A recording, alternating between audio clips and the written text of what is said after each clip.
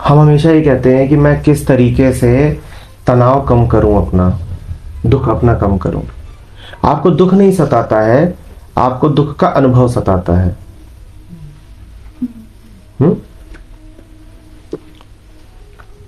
या ये कहिए कि जिसको आप दुख कहते हैं वो दुख का अनुभव है। जो दुखी होने वाला मन है वही निर्णेता भी है कि दुख कितना हुआ है ना। ये सब बातें वस्तुगत नहीं है। आप नाप नहीं पाओगे कि कितने यूनिट्स दुख है मुझे।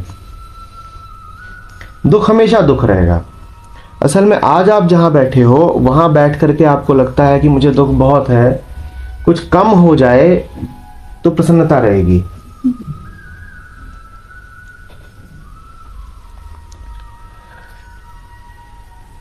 ये आप जहां भी बैठे हो ना, वहां पर दुखी होने वाला और दुख कितना है इसका निर्णय करने वाला दोनों बैठे हैं एक साथ। और जिसको आप कहते हो दुख कुछ कम हो जाए, वो कम भी होगा तो ये दुखी होने वाला और दुख का निर्णय करने वाला फिर दोनों एक साथ ही बैठे होंगे। दुख कितना है ये तय करने वाला भी बदल गया।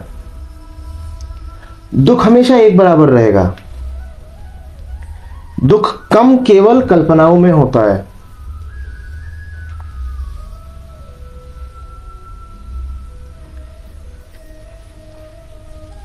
नहीं समझ रहे हैं? मतलब वो जो ईगो है जो परसीव कर रही है कि इतना दुख है, उस ही को ट्रांसफॉर्म होना है। अभी क्या होना है वो छोड़िए, जो इसकी प्रक्रिया है उसको समझिए।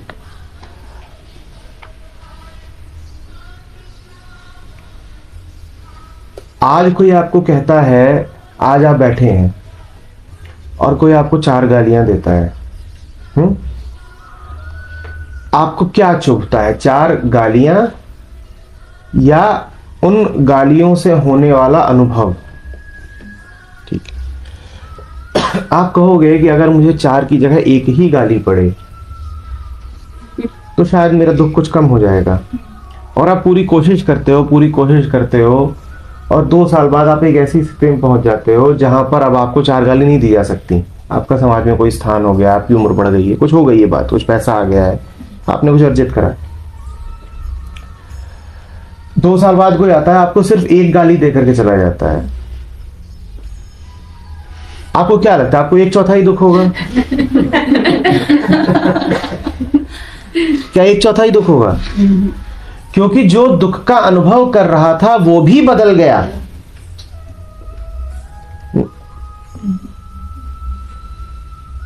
और जो निर्णय कर रहा था कि कितना दुख है वो भी इस प्रक्रिया में बदल गया। तो दुख अभी भी उतना ही होना है। दुख अभी भी उतना ही होना है। दुख से मुक्ति संभव नहीं है। संभव है सिर्फ इस बात को समझ लेना कि दुख क्या है।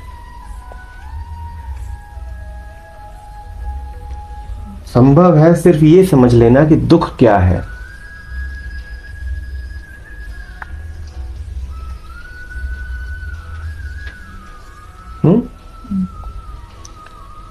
कुछ हो जाए उससे दुख कम हो जाए, नहीं, ऐसा नहीं होता। ऐसी सिर्फ कल्पना होती है।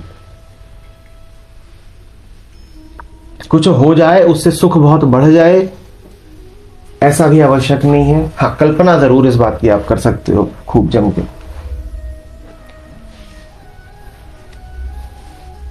दुख समझा जा सकता है कि जब दुख है तो जान लिया कि ये क्या है, ये क्या है, ठीक, जान लिया।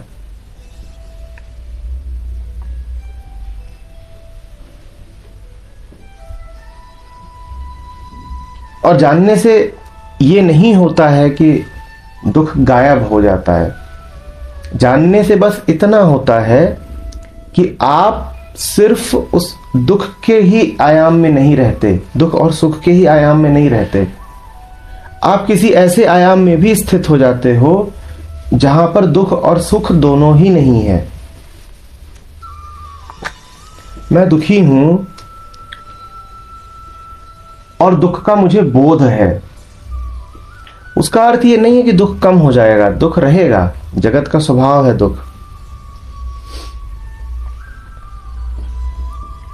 और जिस हद तक आप जगत हो आप दुखी भी रहोगे,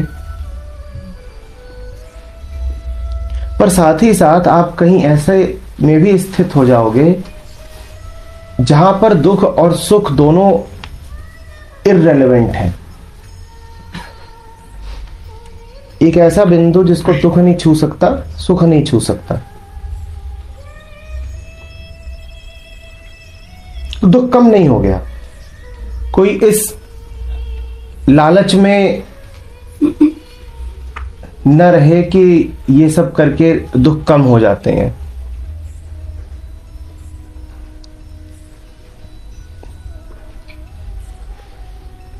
दुख रहेंगे। दुख जिन्हें कम करना हो उनके लिए तो मामला बहुत आसान है, उनके लिए तो बहुत सस्ता उपाय है। सुख भी छोड़ दो। जिन्हें दुख कम करने हैं उनके लिए तो बिल्कुल सीधा सॉल्यूशन है, सुख भी छोड़ दो। और दुनिया करती ही यही है। और ये बात बड़ी आसानी से समझ में आ जाने वाली है, बहुत, क्योंकि मूर्खतापूर्ण बात है इसीलिए तुरंत समझ में भी आ जाती है, बिल्कुल भेजे में समा जाती है।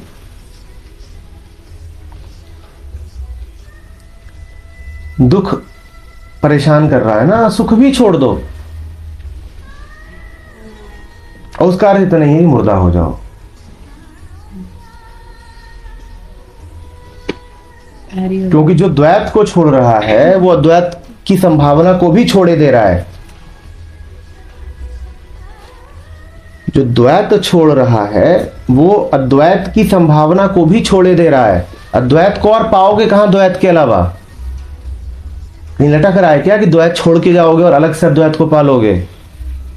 वो अद्वैत का पेड़ है। द्वैत में गहराई से बैठना ही तो अद्वैत है, और क्या है?